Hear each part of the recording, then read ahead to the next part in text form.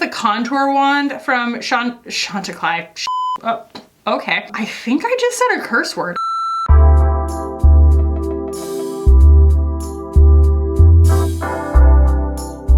What's up, y'all? Welcome back. Today we're going to be doing something just a little bit different. I've never done this specific concept on my channel. I didn't invent it. It's all over the place, but it's going to be a try this, not that, super luxury edition.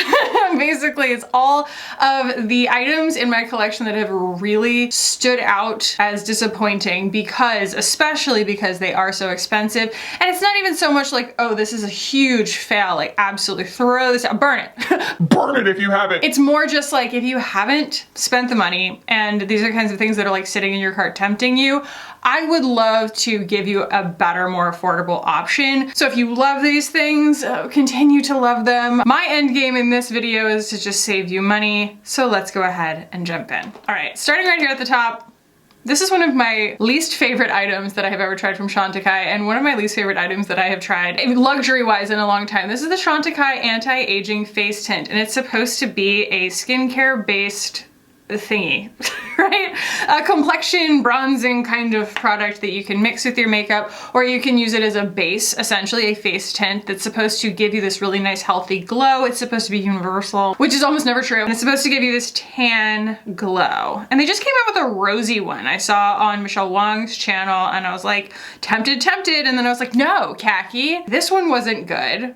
Why are we going to go and spend whatever that would be, another $80 something, $70 something? Knowing me though, I'll probably end up picking up the rose one at some point because I like the finish on this, right? I get what they were going for. The problem is it's orange. It's orange. Like, I put this on my face and it's orange, and it doesn't work very well as a regular bronzer. It also doesn't work very well as a skin tint on its own. Sure, I can mix it with foundation, but like, I can mix a lot of things with foundation. Like, maybe I will end up getting use out of it using it that way, because foundations do often need to be adjusted, and it's nice to have something in your repertoire that can do that for you if your skin deepens for whatever reason. But I don't think that anyone should run out and gosh darn spend their bucks on it just based on that being the need. And so I have picked a few things that I think will accomplish that better for you. First of all, LH Cosmetics just sent me a bunch of stuff. Yes, they did. I'm so excited about it. This is the Desert Glow, and they have a cool glow, a warm glow, and then they have a desert glow. And that's just so much better. It's more neutral. It's a little more pigmented, so you don't have to use as much. And it's a little bit more of like a highlighter that's going to add more than just a color glow, but a really perfected finish. So they're really, really similar, but this is just a better color. Look at the color difference. A little bit orange, a little bit more of like a believable bronze. And I feel like the LH Cosmetics is actually poised to do what it says it's going to do. It's not trying to do so many things at once. It's not like, hey, it's a skincare item and you can wear it 6.5 different ways. It's like, where does a highlighter, where does a bronzer? And it's very pretty, but like, it's not trying to also be your skincare routine and also be $80. Next, we have the Milk Makeup Bionic Bronzer. I have this in the shade Time Travel, and this is an incredible series of formulas that dries down, but it also has a really glycerin perfected finish. It's blurry. It's also a little bit like glossy looking on the skin. And again, a lot more concentrated in terms of the color, so you barely have to use any of it. I like it a lot better. The undertone is a little bit more green, but that's in contrast to the orangey red. It's much easier to kind of see that up against the Chanticleer. And I just prefer that if I'm going to be using something that's a liquid bronzer. It's a lot easier to control. It's less soupy. It's not going to push your makeup around. So just absolutely love this. And you can go on the Milk website and they sell all the Bionic, like the Bionic Trio, the bronzer, the blush, and the highlighter all in a set, and you can save some bucks on that. And if you order on their website, you can also get like an introductory offer if you sign up for their email list. That's the case with a lot of websites, but I just think that it's worth mentioning for Milk because their stuff is a little bit expensive. Another one, if you're going to use something that's going to deepen your makeup, for me at least, I want something that's going to actually match my undertone. I don't want the undertone of my deepener fighting my foundation undertone. That's kind of the whole point, is to make it look really natural or a little bit better than natural. So this is the Fenty Body Sauce. The only reason that I don't use this all the time is just because it is a little bit comedogenic and it does have a little bit of a fragrance to it, but it's incredibly effective for what it is, and it comes in this massive container. It's $48 for this. I mean, unless it's gone up with inflation. Someone recently left me a comment that was like, I don't come to YouTube to hear about inflation, and I'm like, am I supposed to not care about the budgets of the people who are watching my channel? Like, that's literally the whole point. I don't know. I can't pretend money doesn't exist, okay? It's like pretty front and center in most of our lives. So depending on inflation, I think I paid $48 for this, and it is a much better and wider shade range of products that is actually meant to be mixed with your foundation to deepen it, or to be used as like a veil before you put your foundation on, that's going to like automatically bronzer your skin. And it comes, like I said, in a menagerie of shades and undertones. Fenty's really fantastic about that, so I highly recommend it. I just happen to have a little bit of sensitivity to the formula, but it's so pretty. It's so pretty. It has this like really nice kind of luminosity to it. I wish they would take the fragrance out. Yeah, it's a little strong. I realize now I kind of went to town on this particular formula. I put a lot in here that's really similar to it, and that's because I guess it's just that unremarkable of a formula. I think that that's something that's really important, is to do what I call like breaking the spell. You look at something on Chantecaille, you're like, oh, it's got this crazy price, it's got this gorgeous packaging, it's got the mystique, the prestige of the name. It's probably worth it. And not always, and it's whether it's worth it to you. And there are a lot of liquid bronzers out there on the market, especially ones that have that kind of viscosity and are meant to make your skin look really supple and healthy. The original, which I finally got my hands on, is the Hollywood. This is the contour wand from Chantecaille.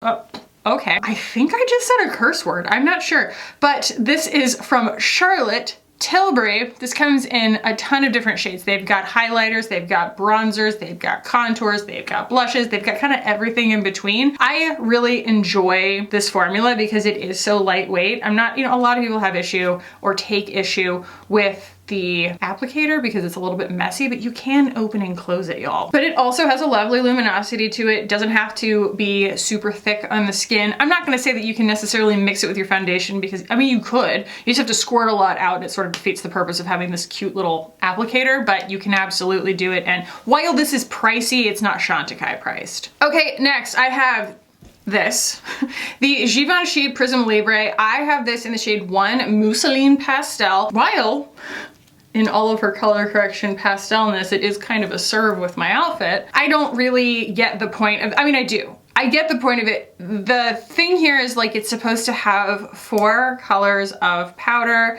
that neutralize all of your imperfections.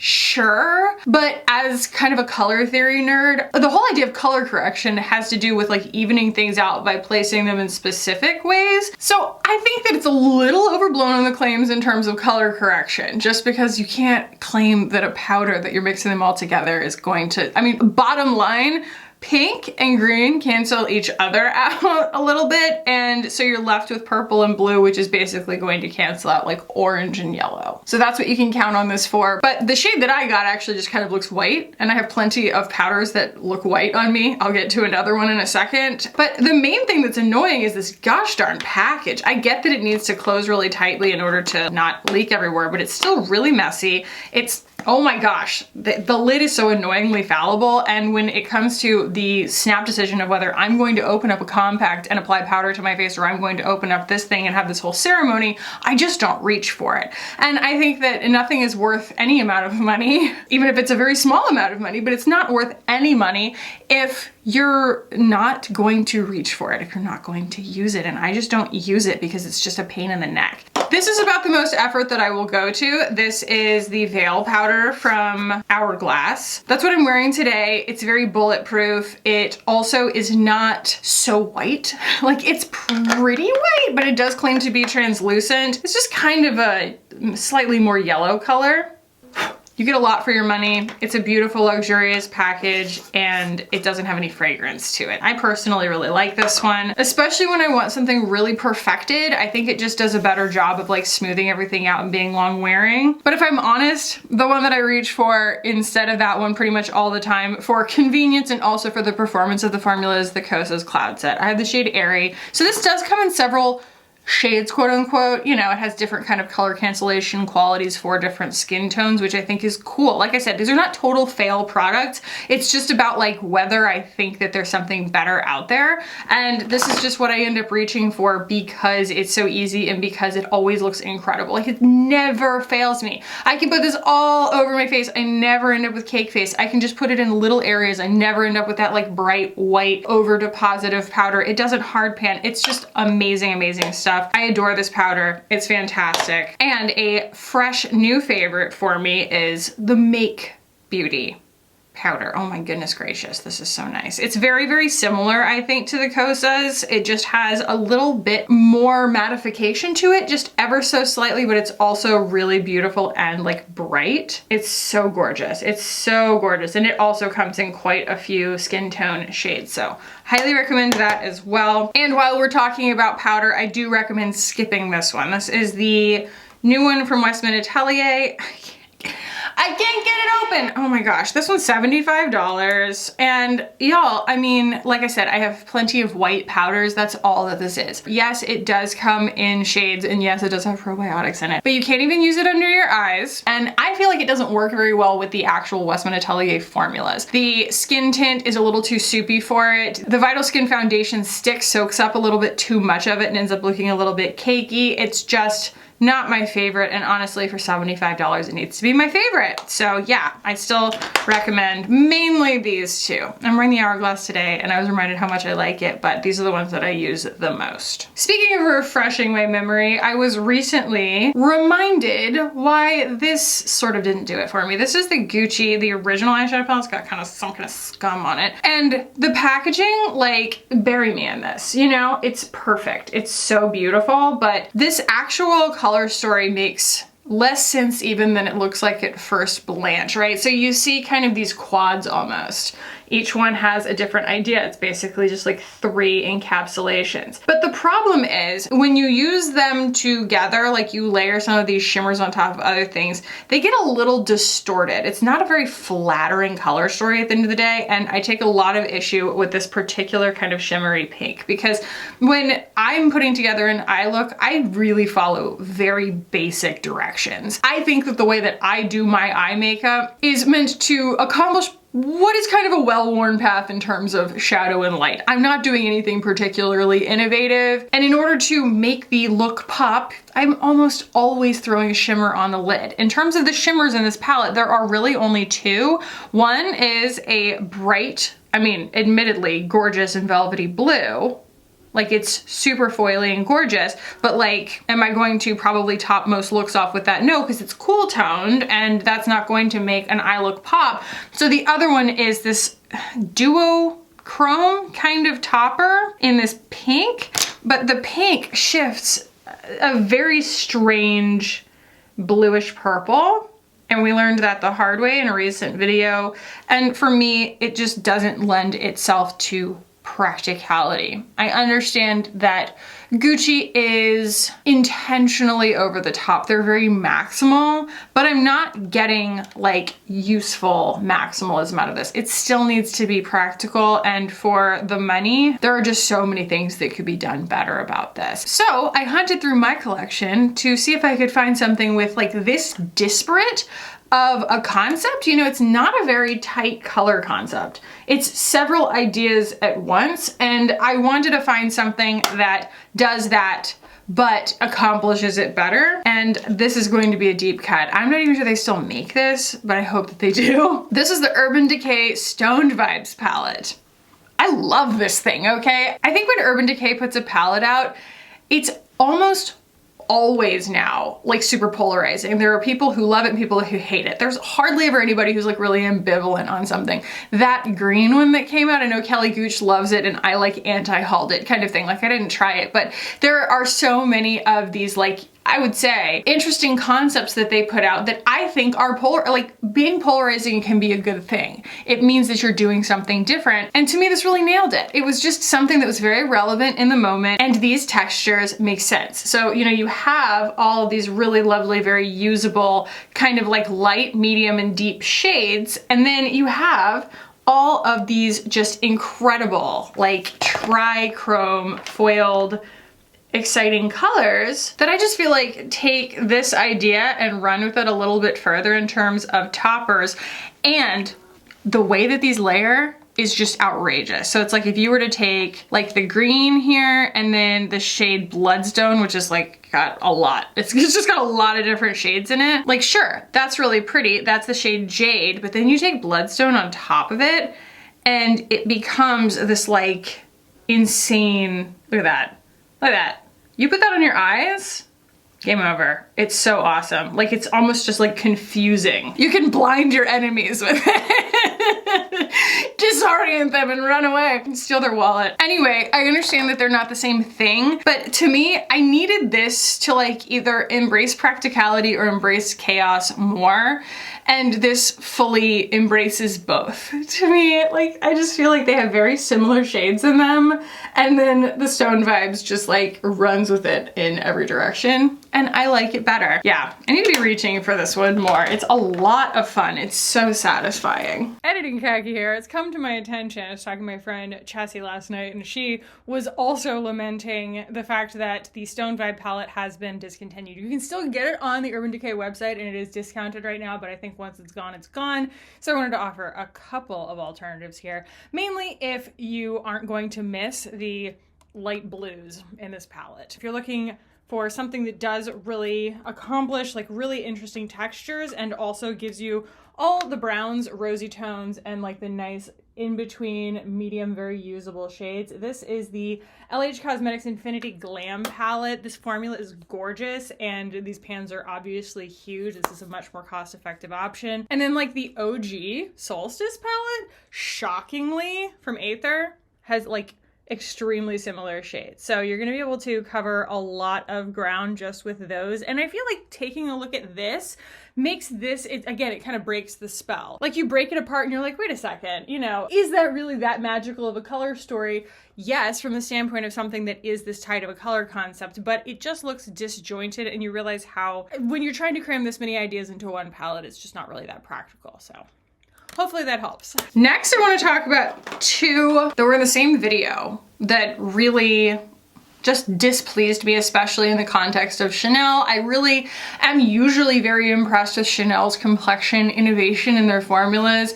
I do really like the Le Beige Water Fresh tint, but this is the Le Beige Water Fresh complexion touch. I feel like they didn't do a very good job, first of all, of telling you what the difference was, right? Telling you that this was different than the Water Fresh tint and why. It's just more pigmented. And the problem becomes, it's that, you know, funky kind of suspension of the pigment. The problem becomes, this is too much pigment for this formula.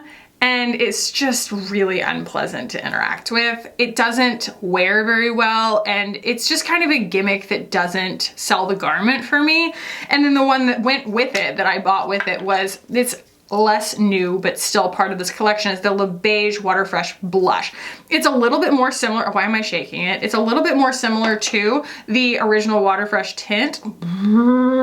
This is not an elegant concept. The fact that it's like chunky until it's not is just bizarre to me anyway. But yes, we have this like gimmicky hydration thing. The problem is this is a really, really difficult formula to control in the form of a blush. It starts to come together and then it starts to sheer out, and then it kind of just like decides randomly how it's going to sheer out. It sort of stains where you first put it, and then as you're trying to kind of apply it other places, it watercolors, it picks itself back up, it goes on unevenly, and it pushes your makeup around. It's really like an incredibly frustrating formula in my opinion, mainly because it's so wet, but also because the pigmentation is so inconsistent because of the formula. So I picked a few that I feel like really dupe the vibes, as it were, in terms of that application strategy and that appearance. And actually, they come pretty close to that color too. So the first one, shocking absolutely no one, is the Bionic Blush from Milk Makeup. And you hardly need any of this. It does come in this very, very tiny little package. Again, it's got that same finish to it where it's kind of like glycerin-y and dewy on the skin, and it doesn't require so much working. And so you can sheer that on without pushing around your makeup and it actually dries down. It doesn't do anything totally wacky. I love it. I love that whole line, it's so great. So that was the shade Infinity. Then we have the Daniel Sandler Watercolor Liquid Cheek Color. This happens to be in the shade Luxe, but there are a lot of shades in this.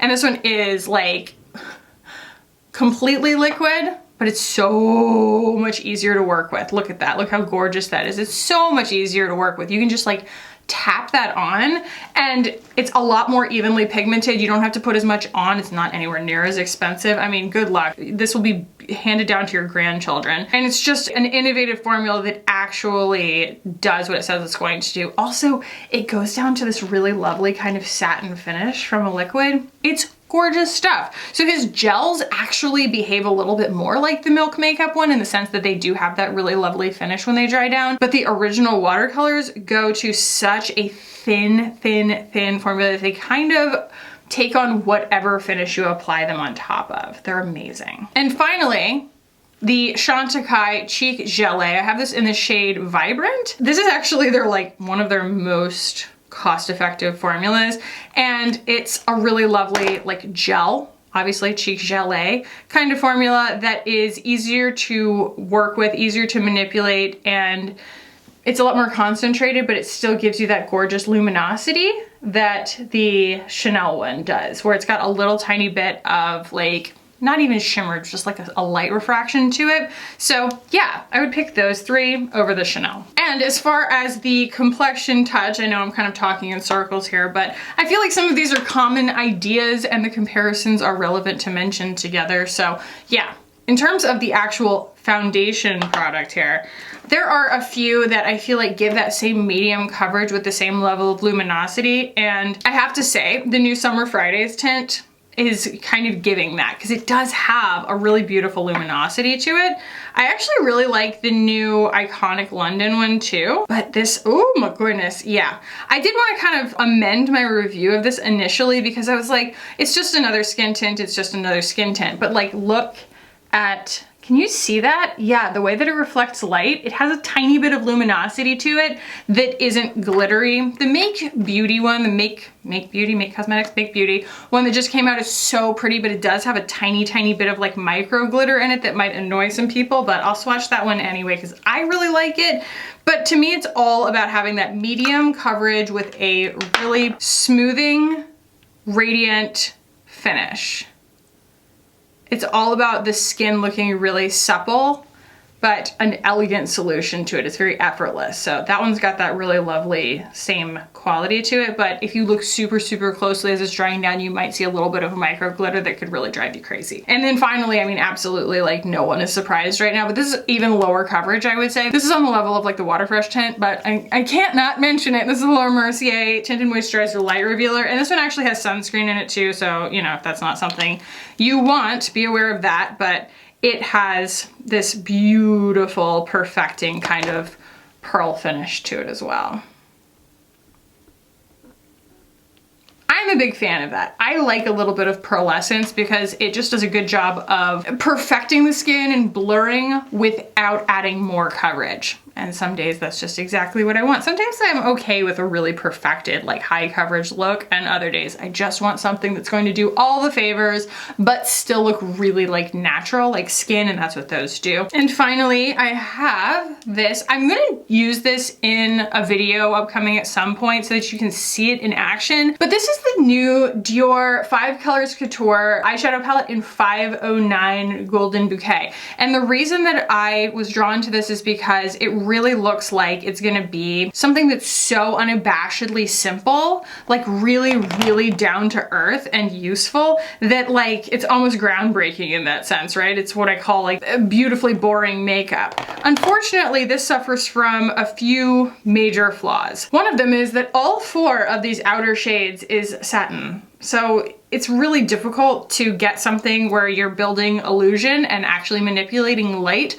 for the sake of like enhancing your eyes, because it's all kind of working against you in terms of reflecting light. It's going to call out texture where you don't want it. And the brown even is still not entirely matte, but I mean, you could get it to work. But the problem here is that like, there's just this huge leap between the light and the deep. I was hoping that when I got it in my hands, like this shade right here was at least going to like bridge the gap a little better than it does. But I mean, they're all just essentially the same, like different undertones of almost like a highlighter, right? This is like barely deeper. I mean, that's like still a highlighter for a lot of skin tones. And then this one leaps so deep that it's not particularly useful. Like they should have put out like 3 of them in different skin tones, or at the very least, you know, made this one and probably this one too more medium. But it's just too much of a leap between them and the textures don't make any sense together. I need some matte in my palette. A quad or a quint is supposed to be like an entire look in and of itself. I shouldn't have to pull something else out to make that work. And I do. So I actually have 2 of these that I feel like chase those same vibes, but just accomplish it better for me at least. And one of them is the Divine Skies eyeshadow palette in Rodan from Cosmetics. I mean, look at those shades. They just do a better job of like picking a struggle, right? We have, obviously, I mean, all of her stuff has, you know, this beautiful, beautiful finish to it. Like she does a really good job with her formulas. But I mean, we have like a fully committed kind of foiled satin. We have a really fully committed matte. We have a fully committed rich gold, like a satin gold. And there's only one more shade in this palette than there is in that Dior palette, but it's just a much more complete thought. It just accomplishes, I feel like, so much more, and you have so much more flexibility and so many more looks, and it's still in that same beautiful kind of like desaturated color family. And then I just got this in the mail. This is from LH Cosmetics. This is her new Golden 20s palette, and it's off the charts, especially for fair skin, because these are all really desaturated, use them straight from the pan kind of shades. And so, you know, we have, again, these really gorgeous neutral to cool kinds of colors in here that very much commit in terms of their finishes, and also, at least for someone with fair skin, and there are many, many palettes in her range, but at least for someone with fair skin, I've got a full range of light, medium, and deep. Now, is this a quad or a quint? Like, no, it's about twice the size, but it's a really good little midi palette that uses the space really well. I got a huge mirror. There's no wasted space in here. So yeah, I think that the one thing that I will just keep hammering home is that LH Cosmetics really gets color and really gets undertones. And I find that like very much the opposite when I talk about a palette of like, especially like this Dior palette, where I'm like, I don't know where to go. You know, I start and I don't really know where to go. I don't know where to put my brush next. This is the exact opposite. I feel like there are so many directions to go in that this is an incredibly practical palette where you have excitement, but you also have serious like usability, and the color profile, if you're kind of complected like me, is so beginner friendly, and her formula is absolutely gorgeous. So easy to use. Yeah, can't say enough about it. I love that like these actually go towards like a gray undertone, a couple of them, but then you also have ones that are a little bit more neutral and go towards pink. I had a blast with this, and it also has my like Bedroomized brown in there. That's my Bedroomized brown. I love it so much. So yeah. And then I topped it with the Shimmer Saga. So like, this is also LH Cosmetics, but yeah, you can see that's like what that like purpley pink is doing on my eyes. Either way, I think that that is a much better use of my time, energy, and imaginary money, because this was sent to me. I did buy this. Regret. But yeah, I think that this is much more something I would recommend. So yeah, I basically just had this little pile accumulating on one side of my room in here, just of these products that are like, I have the same feeling about them. Like, I wish I hadn't spent all that money on that. And I need to tell people about it, you know? And so this was the format that I chose to do that in, and I hope it was helpful to hear from my experience. I mean, that's literally the reason I have the massive collection that I have, is to be able to share with y'all what I think is better for trying to accomplish what the original one was going for. So hopefully this is useful. If you found it useful, please do hit the little button. It takes 1 second to go ahead and give this a thumbs up, give it a like. And if you want some happiness coming to your feed on a regular basis, subscribe. Subscribe. There's just not a lot of us out here right now making consistent beauty content, so definitely subscribe and I will grace your feed on a regular basis. I love y'all. Thank you so much for hanging out with me today, and I will see you in the next one. Bye.